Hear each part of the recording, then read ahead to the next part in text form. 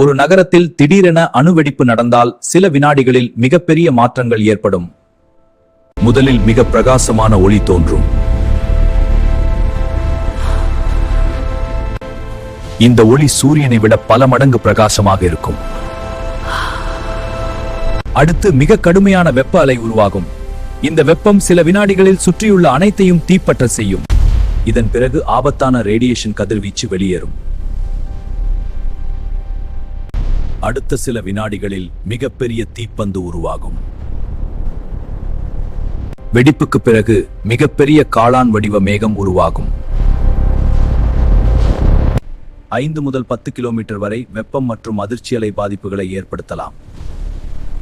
வெடிப்புக்கு பிறகு காற்றில் தூசி மற்றும் சாம்பல் துகள்கள் நீண்ட நேரம் மிதந்து கொண்டிருக்கும். ஒரு பெரிய நகரத்தில் இப்படிப்பட்ட அணுவெடிப்பு நடந்தால் ஆயிரக்கணக்கான மக்கள் உயிரிழக்கும் அபாயம் உள்ளது. மேலும் பல ஆயிரம் பேர் காயமடையக்கூடும். வெடிப்பின் அதிர்ச்சி அலை மிக வேகமாக நகரத்தை தாக்கும்.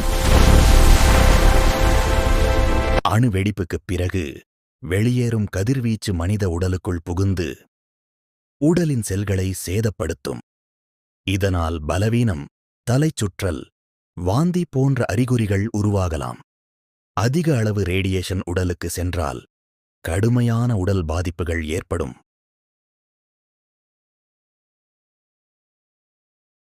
ஃப்ரெண்ட்ஸ், இந்த வீடியோ உங்களுக்கு யூஸ்ஃபுல்லா இருந்தா லைக் பண்ணுங்க, சப்ஸ்கிரைப் பண்ணுங்க, உங்க ஃப்ரெண்ட்ஸ் கிட்ட ஷேர் பண்ணுங்க, நம்ம சேனல் வளர்ச்சிக்கு சப்போர்ட் பண்ணுங்க.